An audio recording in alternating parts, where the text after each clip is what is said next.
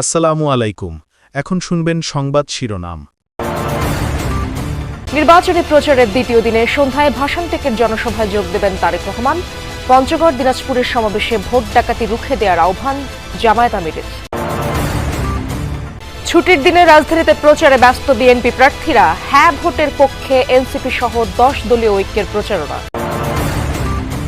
সারা দেশে চলছে ভোটের জমজমাট প্রচার। কর্মী সমর্থকদের নিয়ে নির্বাচনী এলাকায় ছুটছেন প্রার্থীরা, দিচ্ছেন নানা প্রতিশ্রুতি। পোস্টারবিহীন ভোটের মাঠে নতুন মাধ্যম ডিজিটাল প্রচার। ফেসবুক সহ বিভিন্ন মাধ্যমে ভোটারদের কাছে পৌঁছানোর চেষ্টা প্রার্থীদের। এতক্ষণ শুনছিলেন সংবাদ শিরোনাম, এবার বিস্তারিত। ত্রয়োদশ জাতীয় সংসদ নির্বাচন ও গণভোটকে সামনে রেখে সন্ধ্যা 6টায় ভাষান থেকে শুরু হবে ঢাকা 17 আসনে বিএনপির নির্বাচনী জনসভা। এতে প্রধান অতিথি হিসেবে বক্তব্য রাখবেন এই আসনের বিএনপি প্রার্থী দলটির চেয়ারম্যান তারেক রহমান।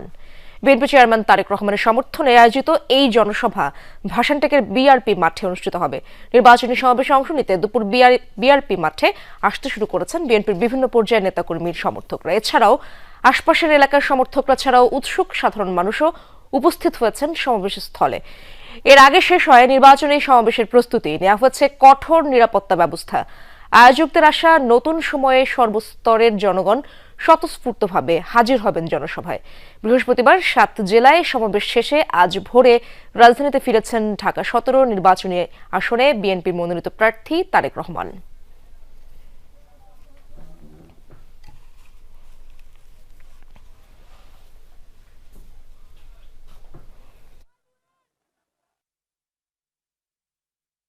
উত্তরবঙ্গকে কৃষিভিত্তিক শিল্পের রাজধানী বানানোর প্রতিশ্রুতি দিয়ে দ্বিতীয় দিনের প্রচারণা চালাচ্ছেন জামায়াত আমির ডক্টর শফিকুর রহমান। তিনি বলেন, অনেকে কার্ডের প্রতিশ্রুতি দিচ্ছেন, তবে সেই কার্ডে মানুষের ভাগ্য পরিবর্তন হবে কিনা সেই ব্যাপারে সন্দেহ প্রকাশ করেন তিনি। জামায়াত আমির বলেন, আসন্ন নির্বাচনে কেউ ভোট ডাকাতি করতে আসলে তাদের সম্মিলিতভাবে রুখে দিতে হবে। বলেন, দেশের মানুষকে বিপদে ফেলে পালিয়ে যাবে না জামায়াত ইসলামী।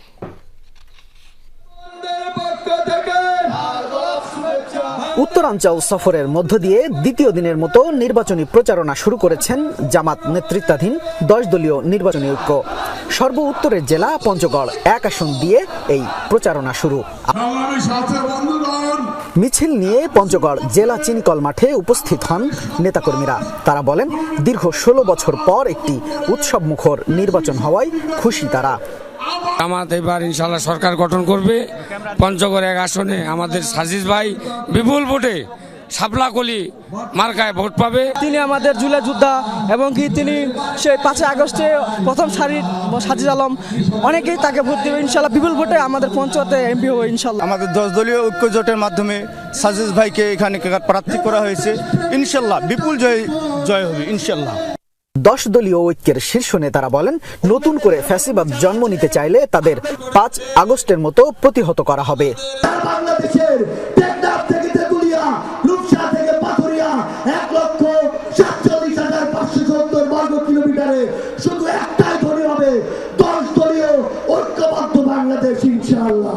আমরা 10 দল, বিশেষ করে আমাদের যদি সবাই আমরা সামনে সরকার গঠন করি, ন্যায় এবং ইনসাফ ভিত্তিক সমাজ প্রতিষ্ঠা করতে পারবে ইনশাআল্লাহ এবং চেষ্টা করব।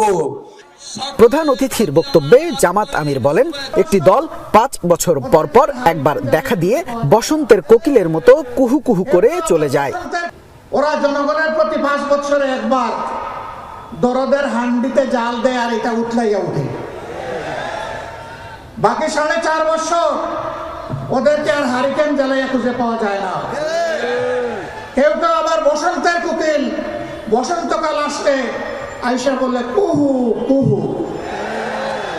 এরপরে এদেরকে আর খুঁজে পাওয়া যায় না। উড়ে আসে জুড়ে বসে মানুষের সাথে, তৃণমূলের সাথে, গরিব দুঃখীদের সাথে এদের কোনো সম্পর্ক নাই। আমরা এই রাজনীতিকে ঘৃণা করি। আমরা ছিলাম, আমরা আছি, আমরা থাকবো ইনশাআল্লাহ। ডাক্তার শফিকুর আরো বলেন, একটি দলের মতো আমাদের কাছে কোনো কার্ড নেই, দেশের মানুষের ভালোবাসাই আমাদের কার্ড।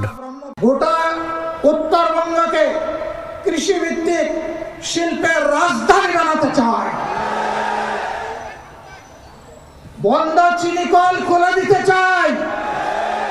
শ্রমিকদেরকে কর্মক্ষেত্রে আমরা ফিরিয়ে নিতে চাই। ভাই আমাদের কাছে কোনো কার্ড নাই, আপনারা সবাই ভাই বোনেরা আমাদের কার্ড। আপনাদের বুকে আমরা একটা ভালোবাসার কার্ড চাই। জামাত আমির বলেন, তরুণদের কাজ শেষ হয়ে যায়নি। কেউ ভোট ডাকাতি করতে এলে তাদের সম্মিলিতভাবে রুখে দিতে হবে। আমরা থামবো না, আমাদেরকে কেউ থামাতে পারবে না ইনশাআল্লাহ।